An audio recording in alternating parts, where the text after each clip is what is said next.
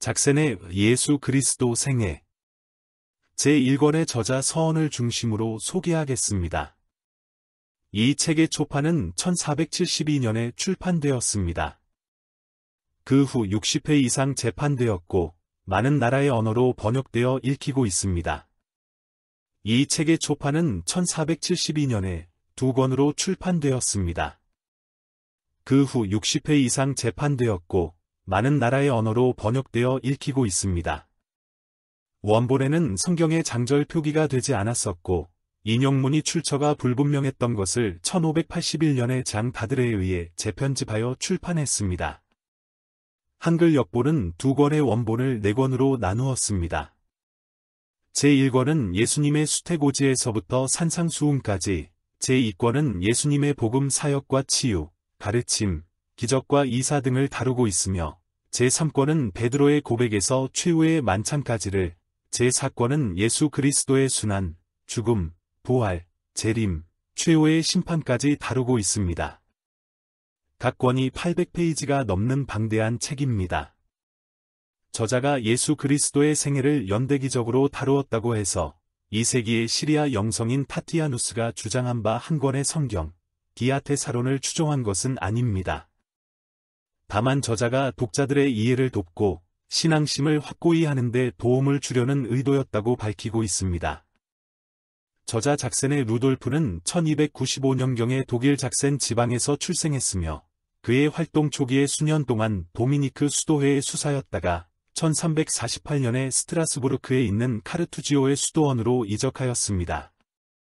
그의 영적 능력이 커서 이 수도원에 들어온 지 3년 만에 수도원장이 되었습니다. 그러나 5년 후에 신상의 이유로 원장직에서 사임한 후 가르치고 영적 지도하는 일을 하다가 말년에 고향 스트라스부르크로 돌아와서 1378년에 사망했습니다. 이 책의 기독교 역사에서 중요한 역할을 보자면 저자가 복음서를 대하는 태도에 있다고 하겠습니다. 그동안 사람들이 복음서를 대할 때 그동안은 복음서를 예수 그리스도의 생애로 읽히지 않았습니다.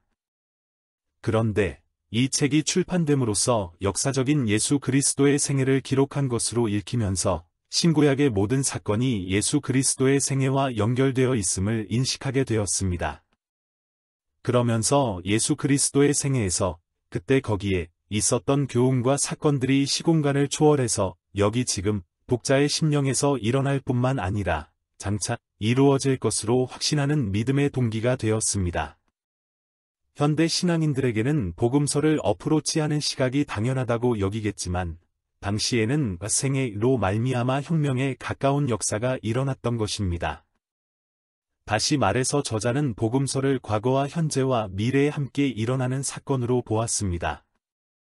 과거는 복음서를 구약의 모든 사건이 장차 오실 메시아 예수님에 대한 예표로, 현재는 예수님의 일생이 여기 지금 독자의 마음에서 재현되고 있다는 것, 그리고 예수님의 말씀과 예언이 재림하실 때 성취될 것으로 믿는 것입니다. 이러한 복음서를 대하는 태도 변화는 저자가 서원에서 밝힌 바 묵상하는 방법에 있다고 봅니다. 그는 상상 묵상 방법을 강조했습니다. 복음서를 묵상할 때 복음서에 설명하는 바 그때 거기에 일어났던 일을 여기 지금 생생하게 일어나고 있듯이 재현하고 묵상자가 그중 한 사람이 되어 예수 그리스도와 대화하는 방법입니다. 저자가 받은 영적 영향력은 그의 활동 초기에 도미니크의 탁발 수도사로 지냈던 시기와 카르투지오의 수도사로 있었던 시기라고 생각됩니다. 도미니크의 수도사로 있을 때는 작센 근처에서 활동하던 라인 강변의 신비가들 에크하르트와 요한네스 타울러와 하일리이 수소 등으로부터 부정의 신비신학에 영향을 받았을 것입니다. 그 후 카르투지오의 수도사로 있을 때는 철저한 침묵과 독수도 생활 중에 깊은 묵상으로 내면이 깊어졌을 것입니다. 특히 카르투지오의 제9대 원장 귀고 2세의 영향을 받아서 읽고 묵상하고 기도하는 렉시오 디비나 체계로 수도 생활을 했을 것입니다. 상상으로 묵상하는 방법 외에 지성을 사용해서 탐구하고 묵상하는 방법도 제안하고 있습니다. 즉, 저자는 지성으로 묵상할 때는 말씀을 문자적, 도덕적, 풍유적, 신비적인 차원으로 해석하면서 동시에 초대부터 집필 당시까지 교부들과 성경학자들의 글을 읽으면서 이해하고 묵상하였습니다. 이 책은 예수 그리스도 생애를 총 181개의 주제를 다루고 있습니다.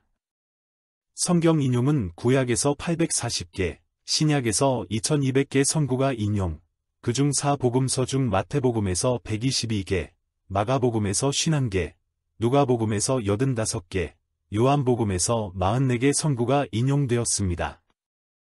그리고 비드, 아우구스티누스, 크리소스토무스 등 기독교 전통이 있는 61명의 저자들과 키케로, 요세푸스 등 기독교 전통 밖의 인물 15명의 글을 인용하고 있습니다. 이 책의 영향을 받은 인물로 16세기의 이냐시오 로율라가 있습니다. 그는 스페인 장교로서 팜플로나 전장에서 프랑스군을 맞아 싸우다가 부상을 당하여 치료받던 중 병상에서 읽은 책 중에 예수 그리스도 생애가 있었습니다. 퇴원 후 몬세랏 수도원에서 요양하던 중 근처 말레사에 있는 동굴로 가서 거기서 기도하던 중 신비 체험을 하면서 영적으로 크게 성장했습니다. 16세기 당시 종교개혁으로 충격을 받은 가톨릭 내에서 자성하는 운동을 폈는데 이것을 반동종교개혁이라고 합니다. 이냐시오는 이 운동의 책임자였습니다. 그는 예수회를 설립하고 회원들을 위한 영적 지도서로 영신수련이라는 책을 펴냈는데 이 수련서는 예수 그리스도 생애와 동일한 방법으로 묵상하도록 설계되어 있습니다. 4주 동안 침묵 중에 예수 그리스도의 생애를 연대기적으로 읽고 상상으로 묵상하는 방법입니다.